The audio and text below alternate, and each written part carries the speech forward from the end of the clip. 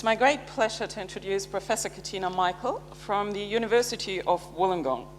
She has had industry experience in telecommunications engineering and holds cross-disciplinary qualifications in information technology and law. For those of you who must know, she worked on transnational crime prevention. She does something a little bit different. We heard a lot about all the small things that we can put in our brains, in our bodies, hearts, lungs, legs. But Katina really looks at the big picture, and I think we're in for a philosophical talk about socio-ethical implications of the bionic era. Thank you so much, Judith. I'd like to begin today by acknowledging my sister-in-law who slept in the Lord yesterday at 6 p.m. I know she would want me to have given this talk, and it's coincidental that it's the Academy of Science, given that she had great faith in God.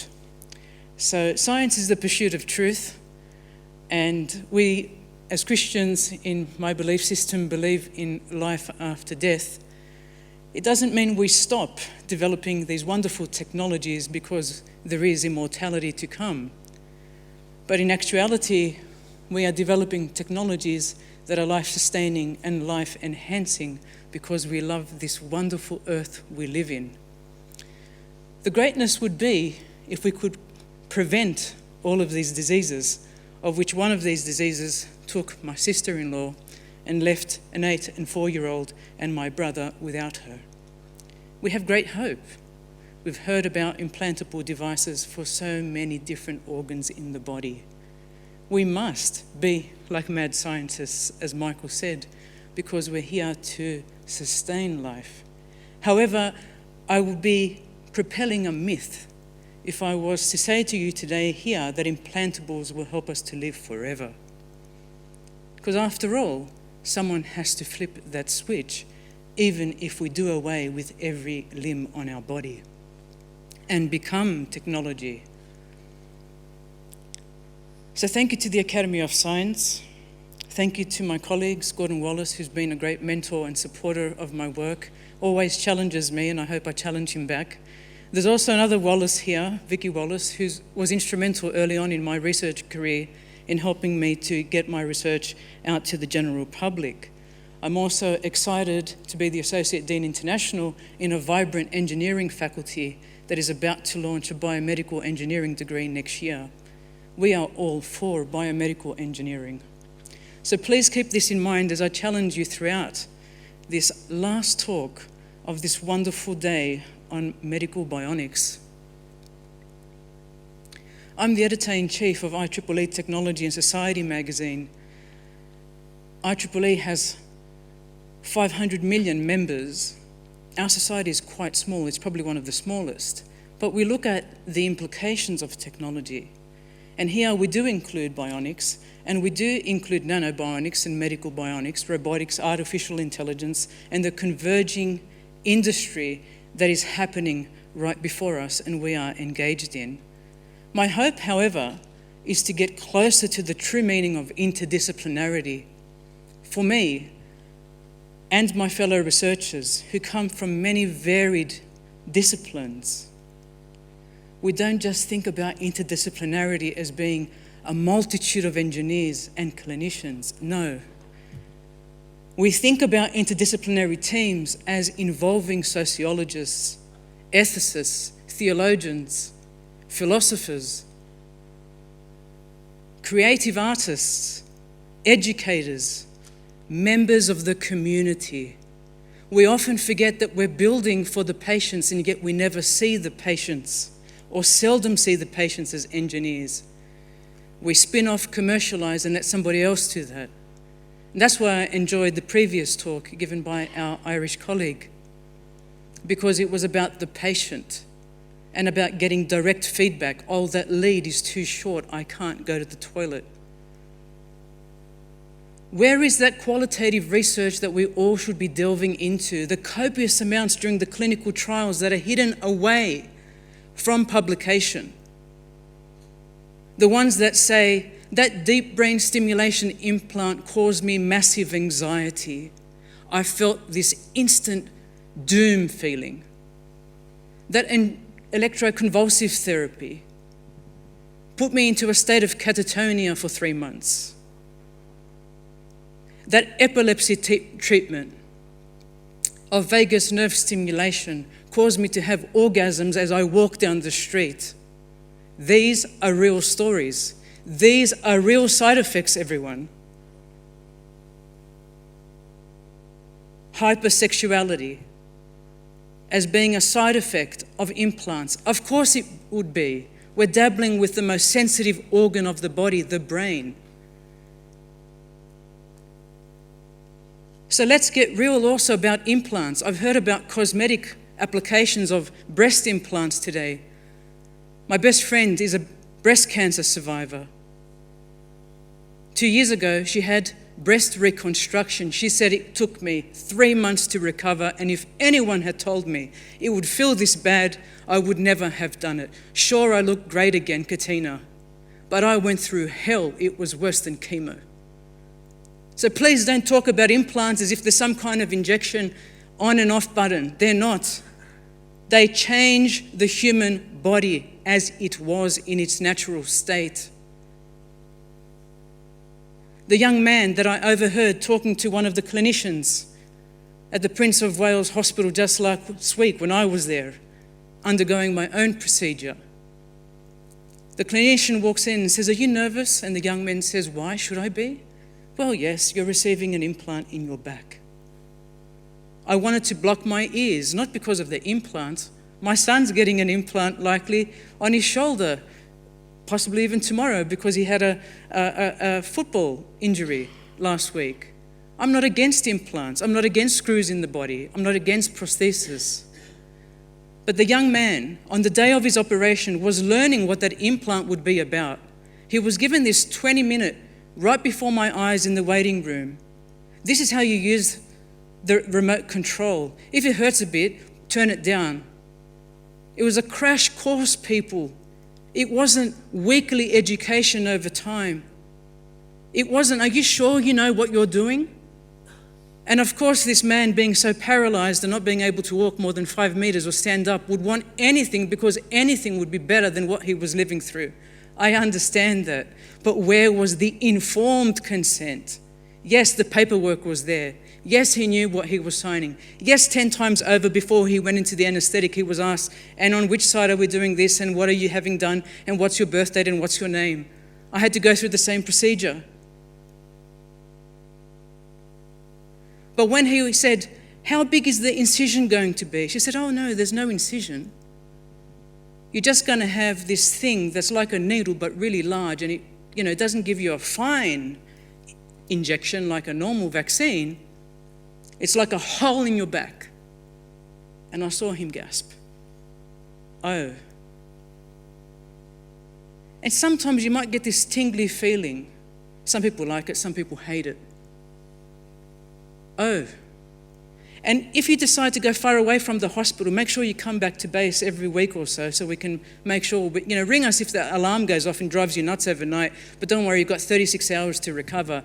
That's the reality. That's what the patient hears. Please don't talk about implants like they're nothing, like you can go in and jack into a computer and jack out.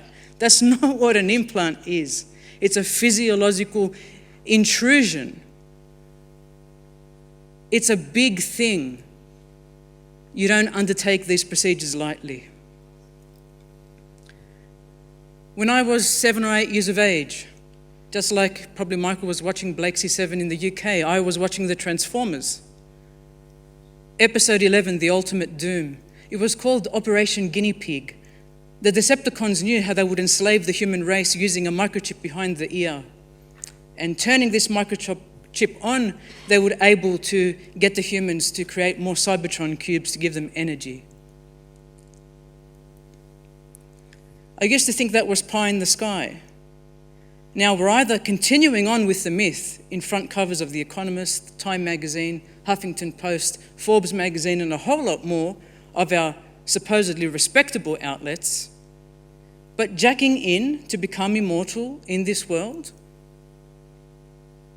Yes, that's a transhumanist belief. Transformers, transhumanist, I see the parallels. And if othering, which has become a wonderful process that sociologists talk about. Those guys with the implants, the guys, the biohackers, the maker revolution. Let's outer the others because they're different to me. But what we often don't forget is that we shouldn't be othering each other for our beliefs, whatever they might be. I'm a proponent of not regulating certain things. For example, if you wish to get a biomodified implant for your body, go ahead and do it. So long as you're not insane clinically, go ahead and do it. I have no right to govern your body, but at the same time, if I wish to reject an implant, I should be able to have that right equally.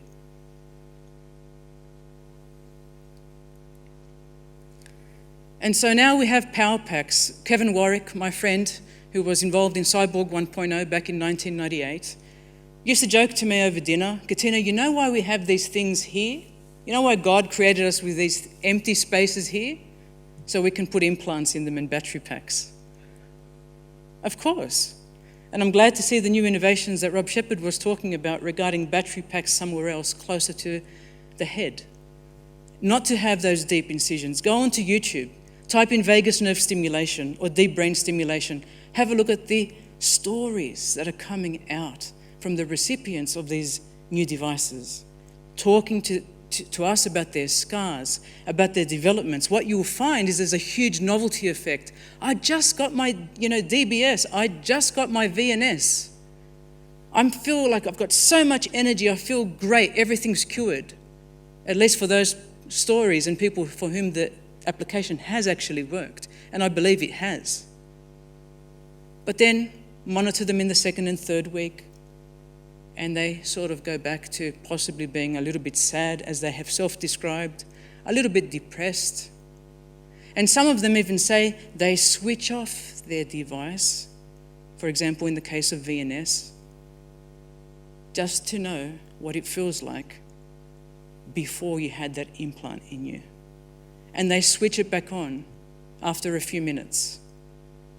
And some people have cured, or at least not cured, but put at bay their Tourette's syndrome, their Parkinson's disease, their OCD, the manic depressive episodes, their major depressive disorder. But how long will it be, ladies and gentlemen, before we look at the brain as a hard determinism, as a machine itself, and say, you know what, there's no such thing as consciousness. You're shy, you've got anxiety, you get headaches. Don't worry, let's medical image your brain and figure out what you really have and whether you should be suitable for this type of job or not. And then we'll just fix you up. We'll just put a DBS in you and we'll just fix you up because there's something wrong with you. The medical images are showing us that you have a propensity for anxiety. Sorry, you can't be a pilot. Sorry, you can't do surgeries in a hospital. How long will it be before our insurance companies demand this medical imaging from us and our DNA samples?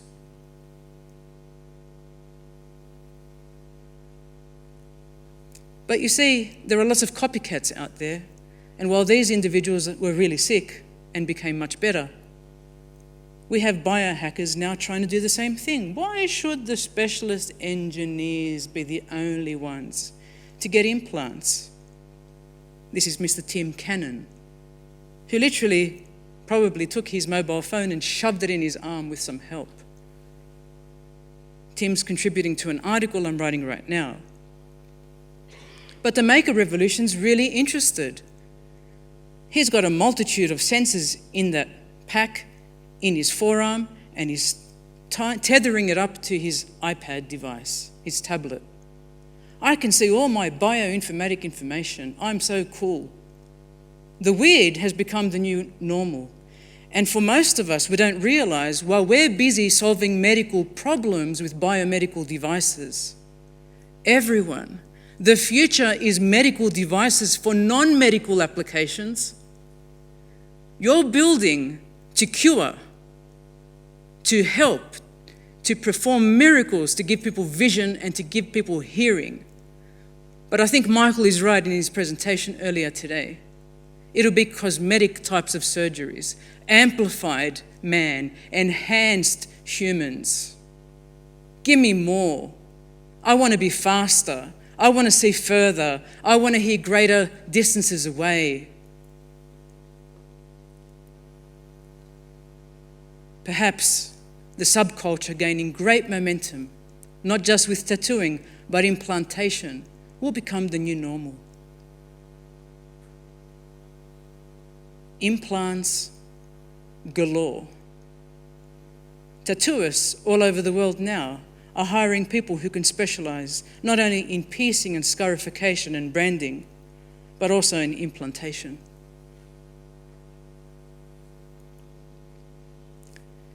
Of course, wars cause grave injuries, and people have come back as amputees. The US, in particular, has poured in a lot of money into this field. Some amputees like to have different types of legs. They accumulate legs shorter, taller, to give them a mood sense depending on their context and where they're going, whether they're going out to dance or out to see the movies.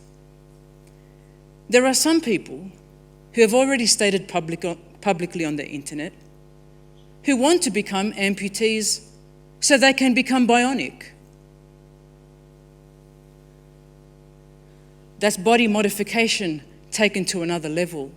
I now just don't want implants in my face and my hands to automatically open doors so that I can be located down to the X and Y coordinate using the GPS device that this RFID device is tethered to. I now want to amputate. I want to modify. I want to become the bionic woman and the bionic man. And of course, then we get to disputes of equality and equity. And if you followed what was happening in the 100-metre race in the Paralympics, someone fought with the first and second place and argued that his blades were longer than mine, and that's why he won the race. His blades were longer than mine. Where's the equity in that? Come on, new rules, new norms, standards. That's not fair. His blades were longer.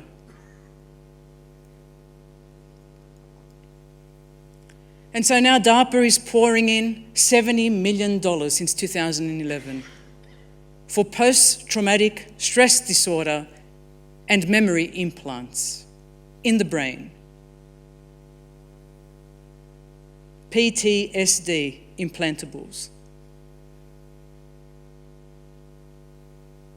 We're creating exoskeletons as if we're Iron Man or Iron Man, the series. At what point do we believe Hollywood? And at what point, as engineers, are we propagators of this myth? Of course, I will never renege the great leaps that are occurring in brain-to-computer interfaces and even to brain-to-brain interfaces, especially with the disabled. I don't know what it feels like to be stuck in a chair as a quadriplegic. I would love, I'm sure, if I was in this person's shoes, to be able to think and be able to pour myself a cup of water, or at least to feed myself. I do not negate these wonderful contributions.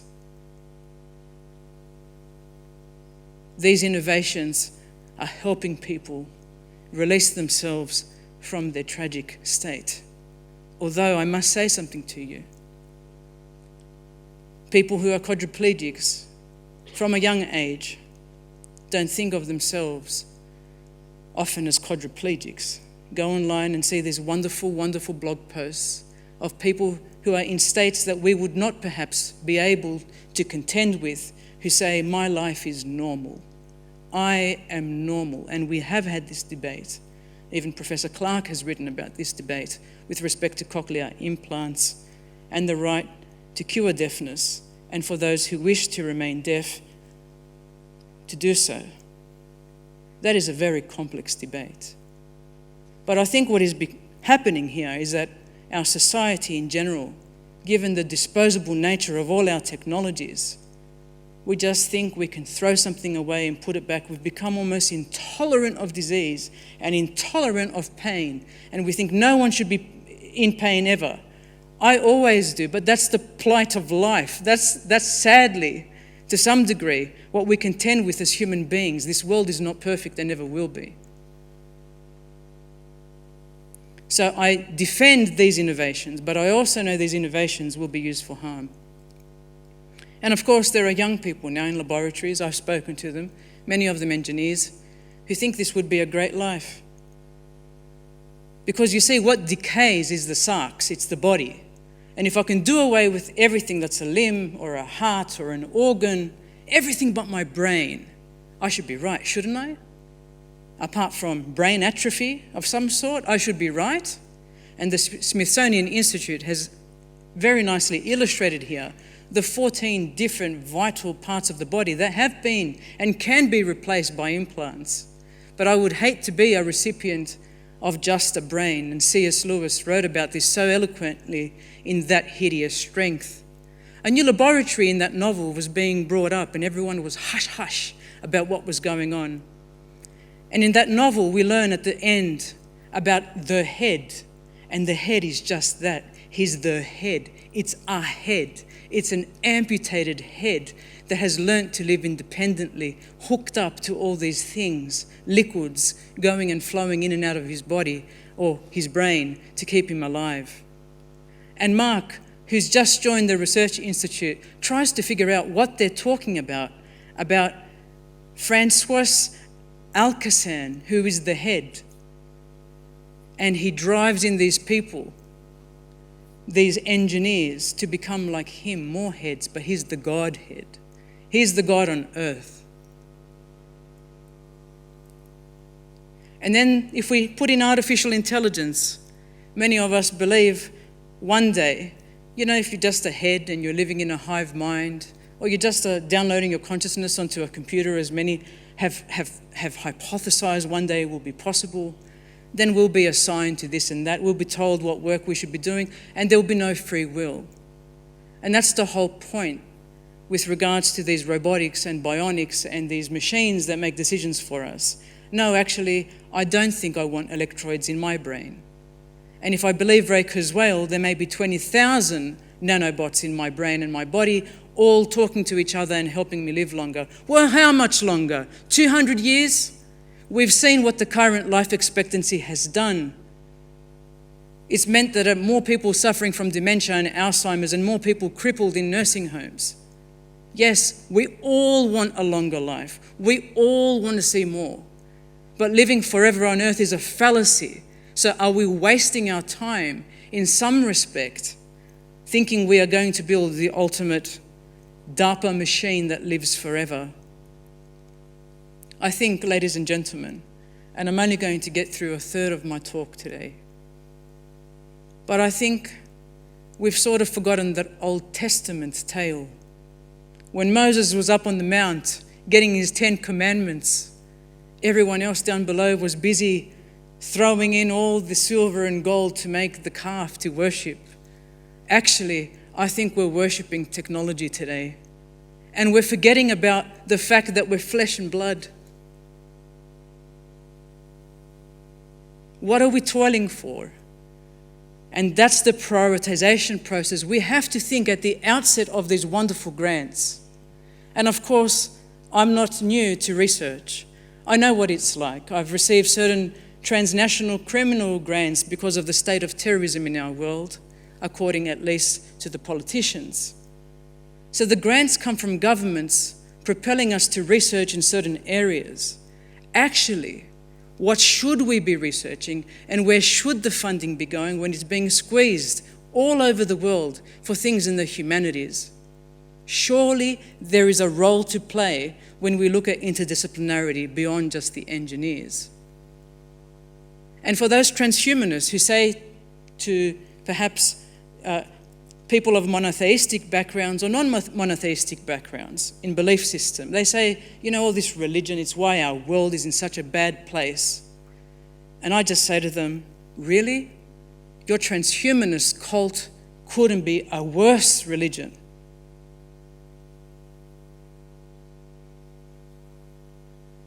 but it's this process of othering.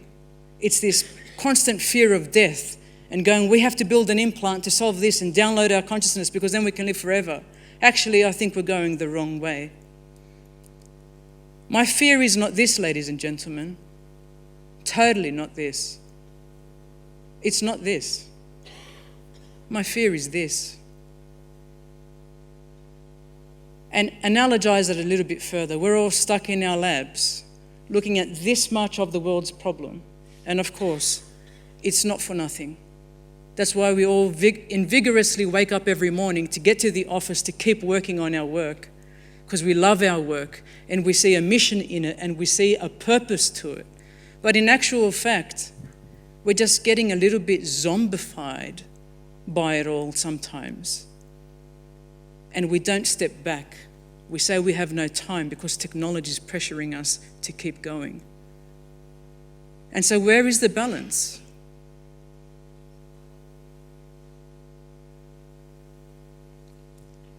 The fundamental questions we should be asking ourselves, and I end with this point, is one of consent. And here I say informed consent. I had a sister who suffered with schizophrenia from the age of 16. And I'm sure when she consented to being a trial patient on electroconvulsive therapy, she really didn't give consent. And my parents really didn't know what was going on. And my parents really were not given the option for them to be there with her while she was undergoing this procedure. Today in the UK alone, 4,000 people get electroshock therapy. For some it works and for some it does not.